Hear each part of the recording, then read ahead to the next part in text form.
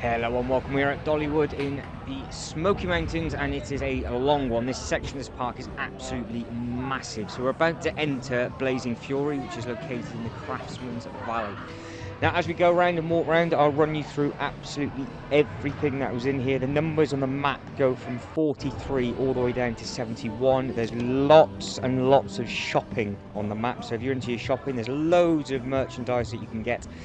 So the shopping starts at number 52 and finishes at number 62, but as we're coming up and over into the Blazing Fury, it was empty for all of the roller coasters. You could literally just walk straight on to any of the big roller coasters.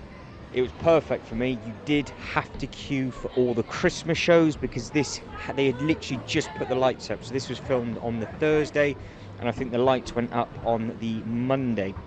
So for timing, it was absolutely perfect. The busiest section of the park was actually the fun fair section, which you will see in a couple of uploads time.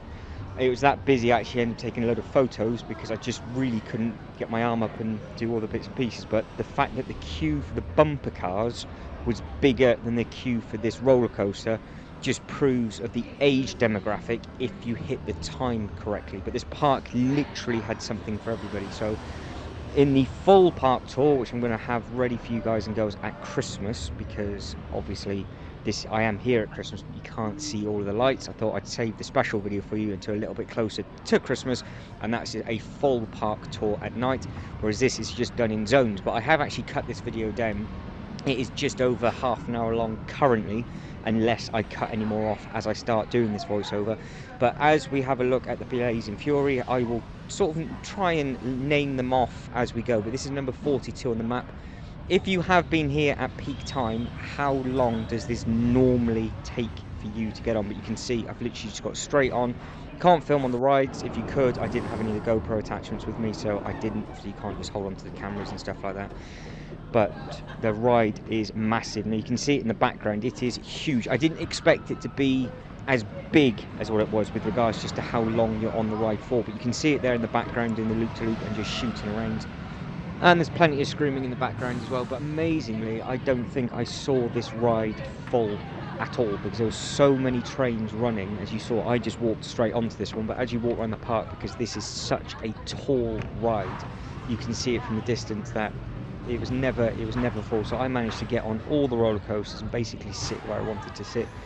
In the first video on the first roller coaster, I managed, once I queued for 5 minutes, once they got the first bit of traffic through, I managed to walk straight back onto it and sit in the exact same place at the back. And I think I did that 3 times in a row. There's no queue at all, but there was huge queues for all of the Christmas shows that they had put on, and there was also a massive influx of people and queuing in the fairground section. So like I said, the Dodgems had, or the bumper cars slash Dodgems, whatever you want to call them, they had a bigger queue than any of the roller coasters that I went on this day. Now I did film the night video the night before this was filmed, and it was much busier in the evening. I'm not too sure if it was because there was supposed to be a big storm coming on this afternoon, which it didn't actually materialise. Nothing actually happened, so I don't know if that put a couple of people off, but people were getting a little bit anxious with it. But you can see nobody's really dressed up with thick coats or anything. I'm still walking around in shorts. It was, bearing in mind this was filmed mid-November this was filmed, and I'm still walking around in shorts. So it's not too bad, but the theming down this way is amazing. Now as we are going down the Craftsman's Valley, we've just walked out the Blazing Fury. We'll have the full schoolhouse, which I do believe that was the little thing that was just on the left-hand side. And we've got Daredevil Falls, which says in brackets closed for season. That is the massive log flume that they have. I'm not too sure if they've got 2 log flumes in Dollywood or it's just the one, but this one's so big you can actually see it from a different angle. But we will have a good look at the queue line, and also we can see it all drained out and what it looks like, and we have a good look at the drop. We're coming down into the Eagle Mountain Sanctuary as well, so they have loads and loads of eagles on display which are just chilling out, and people were putting money in the sort of pots because it's where they obviously look after them, with it being a sanctuary, which I think is a really nice thing. I do believe they've all been rescued. But the area that we're walking down now, which obviously did this the night before this was filmed, all of these lights were incredible. So I'm looking forward to sharing the Christmas walk around video with all of you. I'm not going to keep, well, I have been adding in little snippets of the winter bits and pieces, so it's sort of a blink and you miss in certain videos, but with this one I don't want to give too much away, so I'm not going to add this one in. As we keep going around, I do believe we might have a quick look at Owen's farm as well, because I didn't realise on the map that was two separate things. However, Owen's farm will be looked at in a much greater detail video, coming from a different angle as well. So if I did miss anything and you know about it, don't worry, it will be caught in the next bit. But you've got all sorts of things like this as well. So within Dollywood, you had the Dollywood actual where she lived, sorry, Dolly Parton's house scale, and it had some of her belongings in and everything else like that. And then you've got other bits and pieces like this. So I think that's the full schoolhouse. That kind of makes sense. There was a little shop and the games bit when we first came in on the left hand side, but this is the Falls schoolhouse. It's just amazing to see that. I would imagine that would be the schoolhouse that she grew up in, because there's a lot of history with regards to Dolly Parton. I could be absolutely butchering that, so please, if you're local, let me know. Country music is not my strong point, but this is the sanctuary. So all the different eagles, they are either out at the back flying away, or they're inside chilling, like this big one just there. So they were just chilling out, and they look calm as anything, but they were dotted on the outside. And then there was another big thing that they could fly around in the middle as well, but they had a huge amount of open space to fly around in. I didn't even know this bit was here, because at night this was just pitch black, and they obviously boarded it all up, and I didn't have the map in front of me, so I didn't know what I was walking by, because the lights were so impressive. I was just looking up, not out to the left or right hand side. So a lot of this I actually missed the first time. Now as we're coming down, like I said, we are going from number 43 to 71. You have a lot of shopping, so you've got 10 different bits and pieces to buy. You've got 10 lots of shops to buy bits and pieces from. And you also have a church down at the bottom, and the church is open for services, and they were doing some fantastic musical numbers as well, running off their timetables. So they've got carol singers and everything like that dotted around the whole park. But they did have a very big thing outside the front of the church, which gathered a huge crowd, which I did actually manage to catch in the night tour. So we will have a look at that in the other video as well. Let us know in the comments below if you have, like I said, managed to come this way over Christmas, but what did you come here for? Because if you're a local, do you much prefer trying to get to all of the new shows that they put on, and then if the queues for the roller coasters just quiet as a bonus? Or are you always just coming for the ride? Now, in the video prior to this, which was the Wilderness Pass, they are installing a brand new, no, that's a lie, in the, where are we on the map? Woodward Grove, that's the one, because it's Woodward Grove is completely different on the map. They're adding in a new massive roller coaster in that section. So what we've done so far, we've done Wildwood Grove, we've done Timber Canyon, that was the first video that got uploaded. We've done Wilderness Pass, and then this is now video number 4, which is the Craftsman's Valley. But you can see the eagle bit to the left hand side is still there. Then we'll have a load of decorative pieces with all the waterfall and everything coming down. Again, this looked incredible lit up at night. All of the things that you see just had a really nice, good, strong glow. So I'm going to start reading out the bits and pieces on the map. So eagle done. Number 47, there's a load of games, and then there's a chapel, which is number 48, and then we've got Tennessee Tornado, which is number 49. You've got the Valley Theatre, so that's number 50, and then you've got Wings of America Theatre, which is number 51. And then from 52 to 62, it's all shopping. So you've got airbrush t-shirts, you've got portraits, you've got the toy chest, festival, crafts, Hillside General Store, Lucky 7, Mine, and Pick a Pearl. And then the next lot of numbers from the Old Flames Candle, the Smoky Creek Leather, the Tin Sign Shop, the Valley Forge Blacksmith, and the Valley Wooden Carvers. They all had human beings there making bits and pieces, and the candle place that we'll have a look at in a minute smelt amazing. Now I am zigzagging across just because it would have taken so long to walk down the one side to walk back up again, then I had to walk back down to carry on. So this is one of the theatres. You can see the size of some of the things. The ones that are down on the main street section, which is down at the very entrance to the show street, they have huge indoor areas where they're putting shows on, and that again, that lit up at night was just something else to see. But we will get in and have a look at a lot of the shops as well, because this this section is. But the candles were amazing. I was tempted to try and bring one back, but I thought it was just going to get absolutely devoured in the suitcase, so I didn't bother. But there were some nice looking things. They were all handcrafted, and they were running through and telling you how long it takes them to do. And then you've got the actual blacksmiths as well. The heat that was coming off some of the bits and pieces was something else as well. So credit to all of the people that were making the bits and pieces, and just the amount of things that can be done. But again, you've got the little games like this where you can come down. I think this is the Lucky 7 mine, and pick a bell. And what you do is you go into the far corner, you pick a bag of what you want, plonk them in, and then you sort of get all the bits and pieces out that you want, and then you give it to the members of staff. So it's a nice little thing for the little ones to do. But this area, even though it's long, it has so much space. I don't know if it's coming through on the camera just how wide this area is, but this middle section is huge. But when you look at it on the map, it looks really skinny compared to all the other parks. Sorry, all the other parts of the park, but it's just massive. And the netting there, where all the leaves are on the trees, that is where all the eagles are flying around, and they've got their own zones that they can fly up and back down in. So they've got plenty of space to do bits and pieces on the outside, and as we saw, there was more of them just directly behind me. So these sort of zigzag over and around as well. So just to the right hand side here, which is now directly in front of us, you got some more of them just chilling out. Now some of them I don't think can fly. I think that's a problem with some of them. So I don't know if they've been injured or whatnot, but some of them are unable to fly. It does say that. I did have a good read when I put the camera down, but I can't remember which one belongs to what, so I did not want to give you false information, basically. So they just look amazing. Look how pretty they are.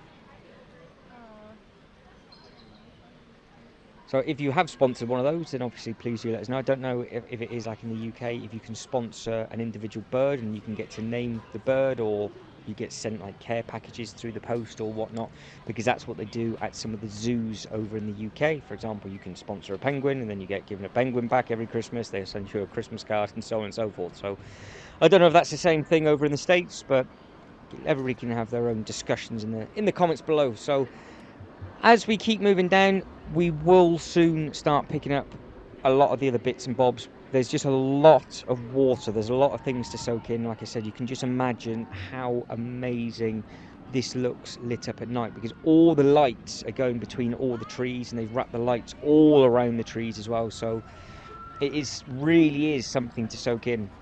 But it's very easy to miss one of these buildings, because the buildings themselves, like the shops, are massive, but they look tiny compared to the space that they're in, because it's just such a vast space. But that was obviously Eagle Mountain. That's the bit where it says there American Bald Eagles, and that's what they've named that sort of section within the Craftsman's Valley. But it didn't have that sign up at the top. They've obviously got that down at the bottom. So if you wanted to have a look at the eagles and you're coming up, just stick to the right hand side, and then all of your shops and all those little bits and pieces are located on the left. Now we're coming up to the halfway mark. Now, like I said, I cut this down massively because I've actually cut bits and pieces out of the shops, because there was just so much to see. If you did want the uncut version, you don't mind it sort of being a little bit more slow paced than this, just so you can soak everything in, I won't worry about cutting too much out. But I think what we're going to do is we're going to walk up now maybe and have a look at the log flumes. You can see all the signs and everything. So I think we're going to go up. Yeah, this is where the log flume is, and there's a sign at the front on the airport saying that it's closed, which obviously because of the weather and everything else, they do that around all the parks. It kind of makes sense. And really it's not busy enough for all of the rides to be open, but they still made an effort with the theming. So I just stuck my head through to see what the queue line was like, and then we can have a good look at the actual ride itself. It's always interesting to see them all completely drained. Now you have got a lot of lockers dotted around everywhere. Some of them you have to pay for. I think some of them you get them for free for like half an hour or an hour. Now the queue, to me, that doesn't seem too big unless it snakes round at the front that you can't see. So if you have done this ride, then obviously please do let us know, because you can see the size of the drop, but it does look like the bridge. I don't know if that's part of the queue line or if that's how you get off and then you wrap back round again. Because if that's how you get on, the queue line is one of those deceiving ones where you think it's going to be quite short, but I think that might be the exit out, because that's where you couldn't walk back up. But you can get your photos. I don't think the photos were working properly on any of the rides, nor were the ride times, but I think they're all up and running now. But that is the size of it. I think that would look, or it would be amazing to go on that, to soak in all the views, because I would imagine it might go through the trees. I need to have a hunt down on YouTube and see if anybody has, when you are allowed to do it, filmed on this ride, just to see what that looks like, because I would be really interested to know if it goes through all the trees and what the theming is like, because obviously that's the very end with the drop. That's how you get off. That's all nice and simple to soak in. But I think it's a really nice looking section of the park. Now this actually does lead on, when you carry on going down, to some more eateries. From the eateries you then have the amazing Dollywood Express train, which during the day was very, very quiet. But it was it was just over a 2-hour queue at night, just so you could see all of the lights. So again, if you are watching this and you are going to be going before Christmas and you're going to be there for an evening or two, you've got to make the decision as a family or an individual, if you went by yourself like I did, if you want to spend time queuing to get on the Dollywood Express to see all the lights lit up at night, or you just get on the train during the day, soak it all in, and then just have a good wander around in the evening. That's what I did. I did not get on the train, but I walked around the whole park and just soaked it all in. So it was really, really nice to see. But the people that did get on the train, I heard one or two people said it was worth it, but I don't know if it's worth queuing for that amount of time, because it's 2 hours for a train, or it's walk straight onto any of the coasters. I suppose it's very much dependent on what it is you're there for. And you can see the land just keeps on going down. So I think we're now finally at the candle, which is the old flame candles. And if I could bring the smell back with me, I would have done. It was crazy. Then the lady to the right hand side, she was making all the candles from scratch. And you've got all the different ones, and you can actually make them yourself as well. So you can dip your own candle.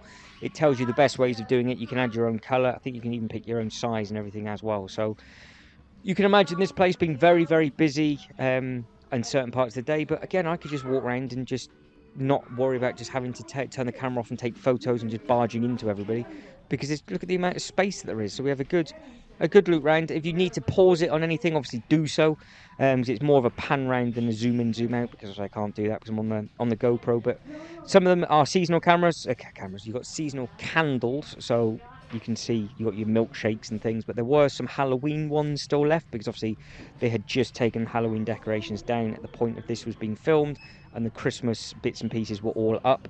I do believe she was in the process of making more Christmas candles as we're going. But you can see that pumpkin is a candle, and then everything is a candle. So everything that you're looking at, apart from obviously the floor, it's all made of wax.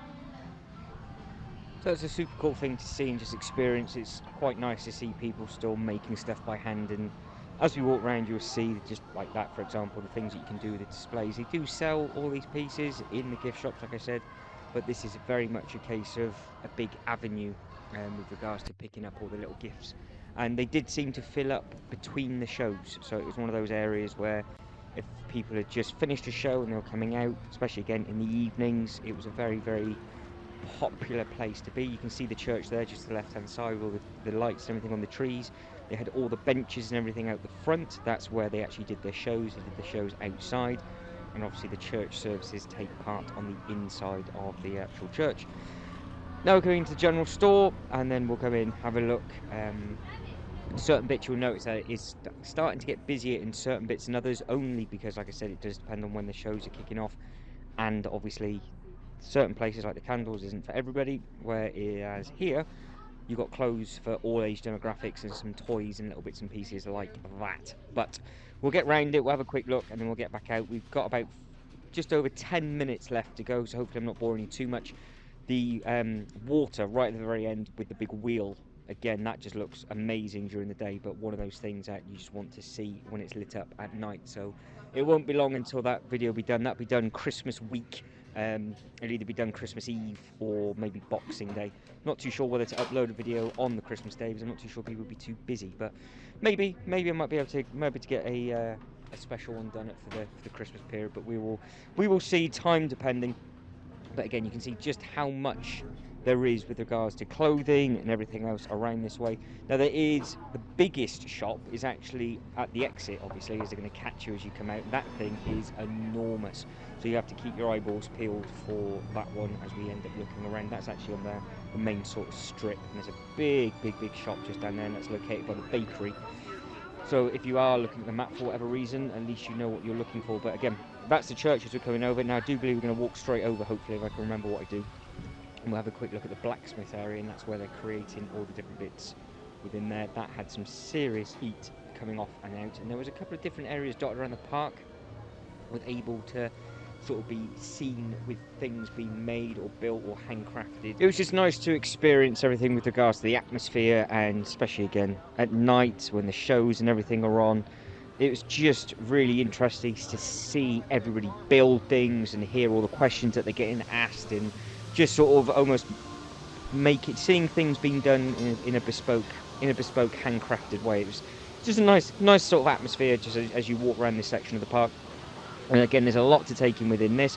To the right hand side, that is where they are all stood and making everything. This is part of one of the shops. The bit to the right hand side there that you can't walk through, that's obviously where the staff walk in and out. And again, you've got all of these little bits that you can buy. You've got bits on the wall. There's a lot to soak in. So again, if I'm going too quick, just give it a pause. And then as we come around, we'll see more of the handcrafted bits and pieces as well. But there's a lot of bits you can buy if you want to, especially it's perfect time for gifts, obviously, with it being coming up close to Christmas. If you wanted some different bits and pieces, obviously you've got your pocket knives, which is something I've never seen sold in a shop before, but you can have them customized with your name on if you wanted to, and you can get much bigger bits and pieces like that within this place as well, because I guess they're forged, and you can see the blades and everything that are in that cabinet. But that is something that they do sell within, and I guess with your ID you can buy them. That's the first time I've seen anything like that within any of the theme parks, but it is all handcrafted and within that area of the land. But you can see just how big this section is, and there's some serious heat coming off, especially the bit in a minute as we pan around, just where you can see how hot that bit actually is. Just there's some good amount of heat coming off that, so I guess it's a perfect place to come when it's a little bit cooler. But it was shorts and t-shirt weather, so it was felt the heat a little bit when you walked in there. Now how long we got left? Just over 10 minutes to go. So with regards to this playlist, you have got loads and loads of videos to come still to follow this, because there are multiple sections of the park. I'm just counting them up now. You've got 1, 2, 3, 4, 11 different sections of this park, so there'll be 11 different videos plus the full tour. So you've got 12 videos just from this park, I do believe, as long as I filmed all the sections correctly. They are located in the Tennessee / Dollywood playlist, because I have actually already uploaded some other videos from Tennessee.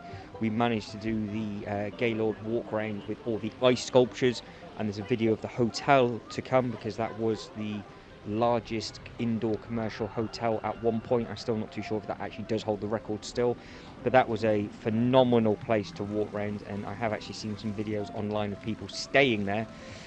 It looked amazing. But what I didn't realise up until the other day was that actually used to be a theme park, and they knocked a load of that down and they built the convention centre instead.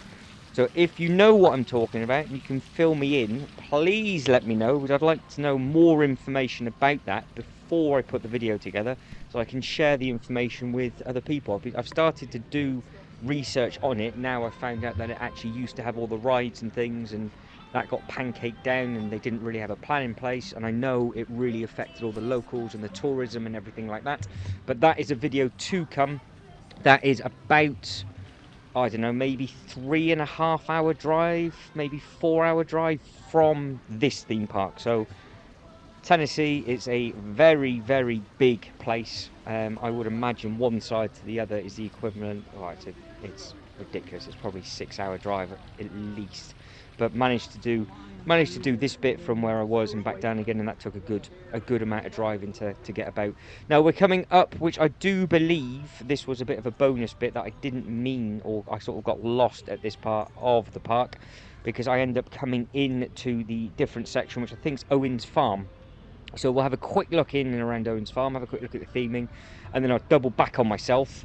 We'll come back down to the bottom, we find where the food is, we see where the train, well, we stop before we get to the train, but you see the train bridge, and then we will come back up on ourselves on the next video, or the video after, to Owen's Farm, and just see all the other little bits and pieces that are up here, because it's sort of like a 50-50 split, because you can walk, if I was to walk in a straight line or to my left, that would take me underneath the train tracks again, or over the train tracks on that bit. Then you come down into another land, so it sort of splits off into three.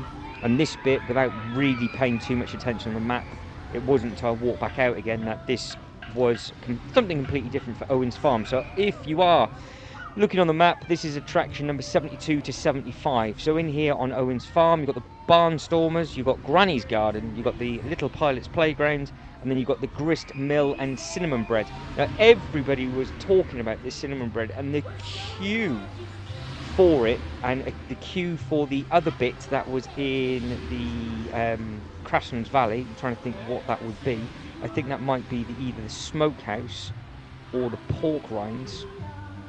Oh no, you've got it again. You've got the grist mill, cinnamon and bread. So number 65 on the map was also absolutely, like, the queue was huge. The queue was bigger for food at certain parts of this land than any of the roller coasters that I had to get on. So if we go over the dining, now it does say food and truck park operating days vary, see app for details.